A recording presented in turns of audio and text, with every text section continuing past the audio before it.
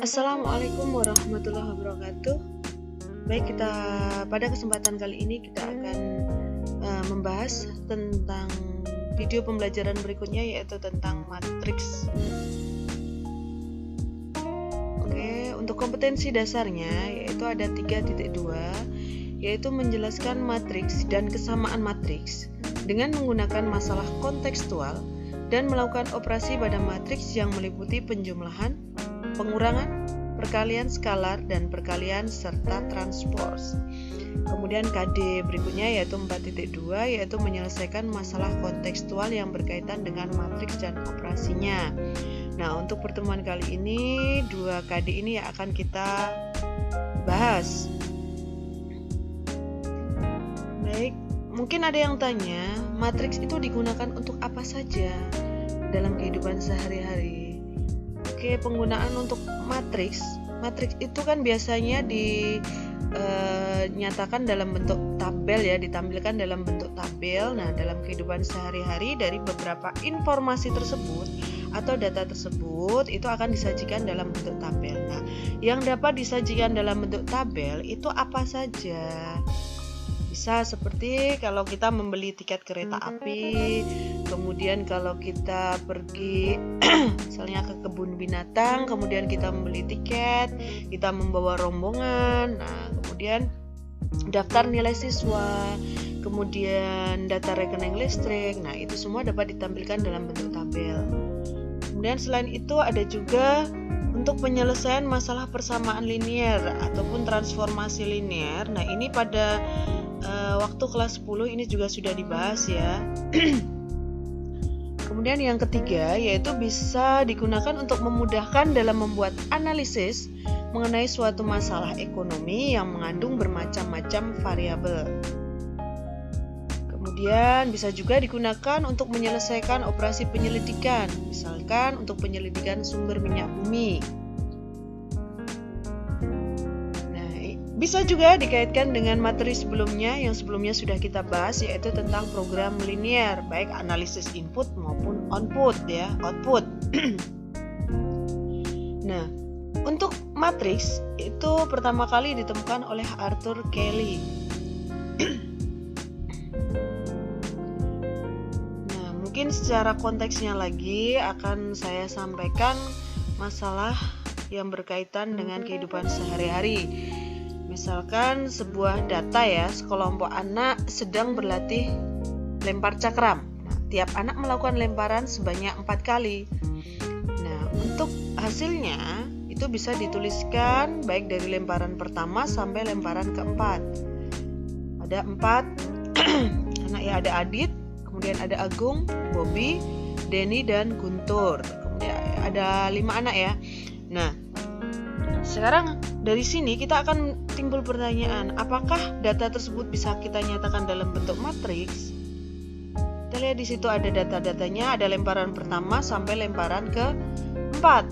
Nah, kita cermati permasalahan tersebut. Nah, setelah kita cermati, kemudian langkah berikutnya adalah kita akan membuatnya dalam bentuk tabel. Nah, setelah tabel tersebut, kita coba menghilangkan judul baris dan judul kolom pada tabel. Kemudian baru kita tuliskan matriksnya. Nah, bisa alternatif penyelesaiannya bisa kita tuliskan seperti ini ya. Jadi kita tuliskan namanya siapa, kemudian lemparan pertama, lemparan kedua, lemparan ketiga, dan lemparan keempat. Nah, kalau mau dinyatakan dalam bentuk matriks, maka bagian nama dan bagian yang lemparan itu kita hilangkan sehingga tinggal angka-angkanya saja. Sehingga kalau dituliskan dalam bentuk matriks itu bisa dituliskan seperti ini, 15, 20, 18, 24 dan seterusnya. Kalau begitu kita langsung masuk ke pengertian matriks ya. Kalau begitu yang dimaksud dengan matriks itu apa? Jadi matriks adalah susunan bilangan berbentuk persegi ya tadi ya, bisa juga persegi panjang yang diatur pada baris dan kolom, kemudian bisa dituliskan baik dalam tanda kurung, baik kurung biasa maupun kurung siku. Nah, seperti ini ya. Jadi bisa dituliskan dalam kurung biasa maupun kurung siku. Misalkan ada dua kelompok bilangan. Yang pertama, ini ada bilangan 4, 5, 3, min 1. Kemudian kelompok bilangan kedua ada 4, 3, 8. Nah, yang merupakan matriks adalah kelompok bilangan pertama. Kenapa? Karena susunannya di sini berbentuk persegi. Dan bilangan itu tersusun dalam baris dan kolom, ya. Kemudian kelompok bilangan kedua itu ada 4, 3, 8. Mengapa ini bukan matriks? Sebab susunannya tidak berbentuk persegi maupun persegi panjang, tetapi berbentuk segitiga. Oke, beberapa istilah dalam matriks. Ada yang disebut dengan baris, kemudian ada kolom, kemudian ada elemen, dan ada ordo. Nah, apa saja yang dimaksud dengan baris, kolom, elemen, maupun ordo? Coba kita bahas satu persatu. Yang pertama yaitu baris. Baris adalah bagian susunan bilangan yang dituliskan mendatar atau horizontal dalam matriks. Kemudian kolom itu adalah bagian yang dituliskan tegak atau vertikal dalam matriks. Berikutnya yaitu elemen atau unsur adalah bilangan-bilangan yang menyusun matriks. Jadi anggotanya, bisa dikatakan elemen itu adalah unsur, bisa juga anggota dari matriks tersebut. Nah, kemudian ordo. Ordo itu adalah banyaknya baris suatu kolom dari suatu matriks. Nah, nama sebuah matriks dinyatakan dengan huruf kapital. Ini yang disebut dengan ordo. Nah, penulisannya seperti ini ya. Misalkan matriks A terdiri dari elemennya adalah A11, A12, A13 sampai A33. Di sini bisa dituliskan AIJ, di mana I-nya itu adalah menyatakan baris dan J-nya menyatakan kolom. Ya, kita perhatikan contohnya. Kita akan tahu mana yang disebut dengan baris, mana yang disebut kolom. Tadi di awal sudah dijelaskan bahwa baris itu adalah bagian yang mendatar atau vertikal ya. Nah, maka ini elemen tadi adalah anggota dari matriks ya.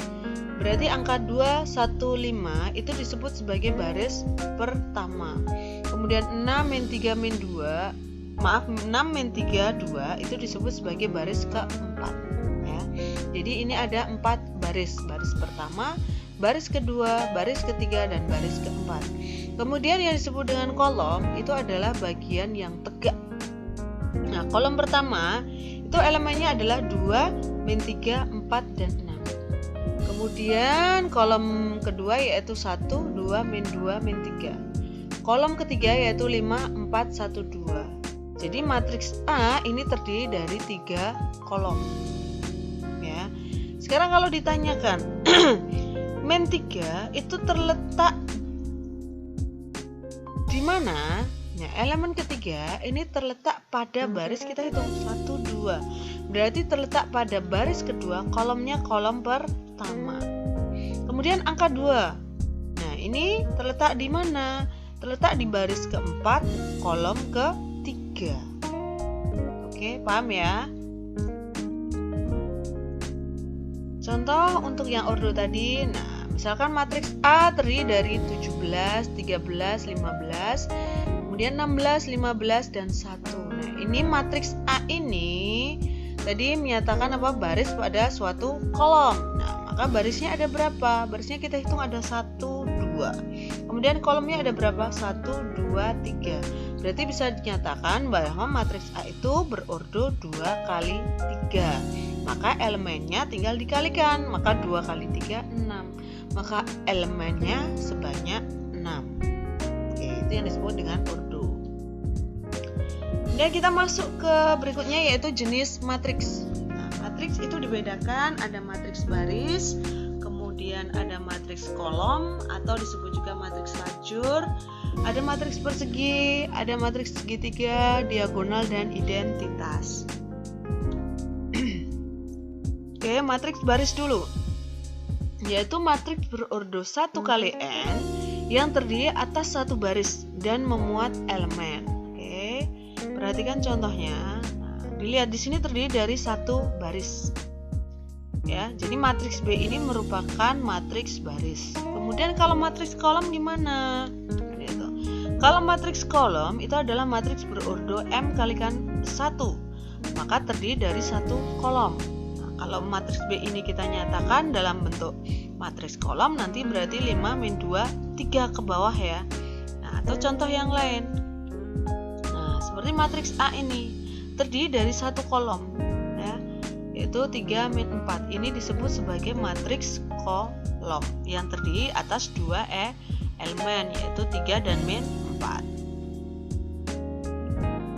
Oke, matriks berikutnya yaitu matriks persegi, yaitu matriks berordo M kali N dengan nilai M itu sama dengan N-nya, sehingga diperoleh matriks berordo N kali N disingkat matriks berordo N karena sama tadi. Di sini kan nilai M sama dengan N, maka bisa kita tuliskan N kali N sehingga disingkat dengan matriks berordo N atau disebut matriks persegi berordo N. Nah, sekarang ini dilihat. M kali N. Sekarang jumlah barisnya ada 2, kolomnya ada 2. Maka ini bisa dinyatakan sebagai matriks persegi berordo 2. Dan ini kita lihat barisnya ada 1, 2, 3. Kemudian kolomnya ada 1, 2, 3. Maka ini bisa dikatakan matriks persegi berordo 3 untuk matriks S ya. Nah, kalian perhatikan di sini ada yang disebut dengan diagonal utama dan ada yang disebut dengan diagonal samping. Untuk elemen diagonal utama yaitu ada angka 1, 2, dan 8. Diagonal sampingnya adalah 1, 2, 5. Begitu juga untuk matriks persegi berordo 2. Ya, diagonal utamanya elemennya adalah 1 dan min 2. Kemudian untuk yang diagonal samping elemennya adalah min 3 dan 4. Oke, selanjutnya adalah matriks segitiga. Ya, matriks yaitu matriks persegi berordo N dengan elemen-elemen matriks yang berada di bawah diagonal utama maupun di atasnya semuanya bernilai 0. Ya. Dilihat, ini adalah diagonal utamanya. Maka di bawahnya kalau di sini 0 semua maka disebut matriks segitiga bawah. Kemudian kalau yang di atasnya bernilai 0, di atas diagonal utama adalah 0, maka disebut matriks segitiga atas. Oke, lanjut ke matriks diagonal ya. Matriks diagonal itu adalah matriks persegi berordo N dengan elemen-elemen matriks yang berada di bawah dan di atas diagonal utama semuanya bernilai 0. Kemudian untuk matriks identitas atau matriks satuan itu adalah matriks diagonal berordo N dengan elemen-elemen pada diagonal utamanya semuanya bernilai 1. Diingat, di sini adalah matriks diagonal. Nah, tadi matriks diagonal itu apa gitu. Oke, contohnya ya untuk matriks diagonal. Nah, matriks yang ya baik di atas maupun di bawah diagonal utama bernilai 0 ya. Ini berordo 2, ini yang berordo 3. Kemudian untuk matriks identitas, perhatikan diagonal utamanya adalah 1. Kemudian yang di bawah ataupun di atas diagonal utama itu bernilai 0. Baik untuk matriks identitas berordo 2 maupun 3 sama. Oke, masuk ke kesamaan dua matriks ya. Jika matriks A itu berordo M kali N, kemudian dituliskan A M kali N, dan matriks B ordonya adalah P kali H, maka bisa dituliskan B P kali H. Maka A sama dengan B, A dikatakan sama dengan B itu jika yang pertama syaratnya adalah kedua ordonya harus sama. Yang kedua, elemen yang seletak sama. Sekarang dilihat, ini ada matriks A dan matriks C. Apakah matriks A dan matriks C itu sama? Kita coba buktikan. Syarat yang pertama yaitu kedua ordo sama. Sekarang ordonya berapa di sini? Di sini barisnya ada 2, kolomnya ada 2. Berarti 2 kali 2 ya. Kemudian yang CO sama 2 kali 2. Berarti bisa dikatakan ini adalah sama. Kemudian yang kedua, elemen yang seletak sama. sekarang kita lihat. Terletak di baris pertama kolom pertama. Di sini elemennya 1, di sini juga 1. Oh, berarti sama. Kemudian di sini ada 3, di sini 3, sama. Min 4 sama. Di sini 5, di sini 5. Oh, berarti sama. Berarti matriks A dan matriks C mempunyai kesamaan 2 matriks. Ya, lanjut ke transpose matriks ya. Jika A adalah suatu matriks berordo M dikalikan N, maka transpose dari A itu bisa dinotasikan A pangkat T. T-nya di sini boleh T besar maupun T kecil.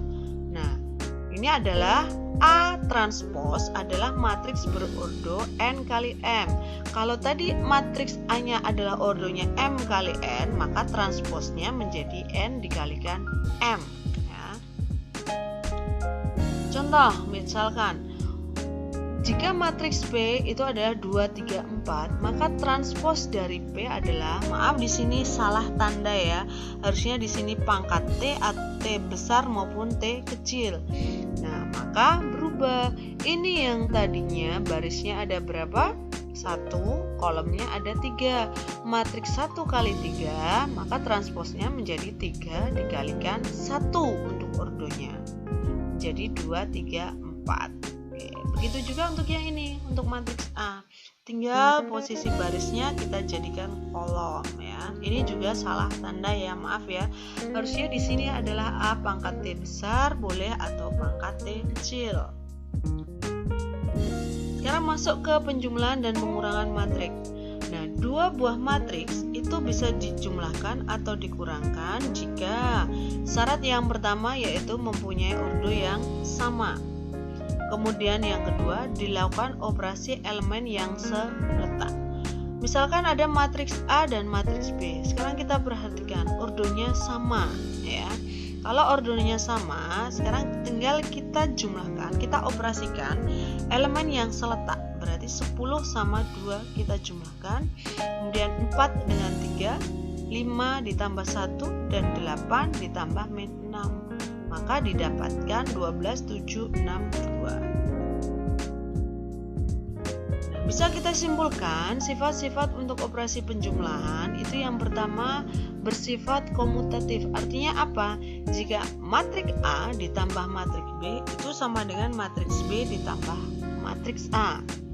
Kemudian berlaku juga sifat asosiatif ini ya.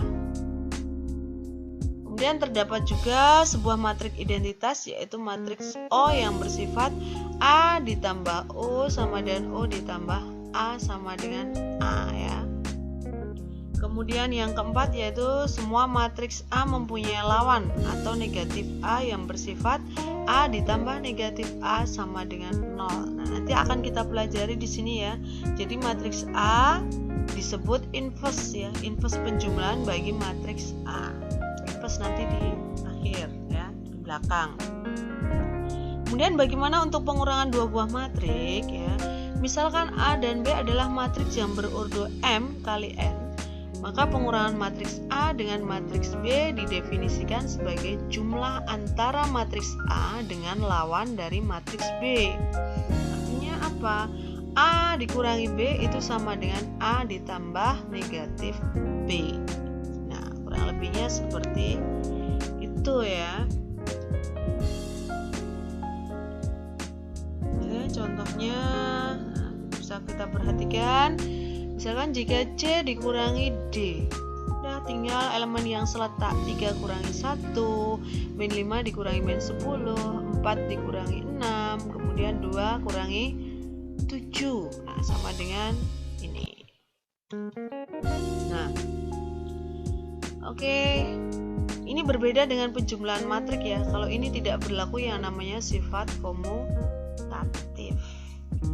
Oke, sampai di sini dulu untuk pelajaran matriks ya. Nanti akan kita sambung di pertemuan berikutnya yaitu tentang perkalian matriks. Mungkin ini yang dapat Ibu sampaikan. Semoga bermanfaat. Ibu akhiri. Wassalamualaikum warahmatullahi wabarakatuh.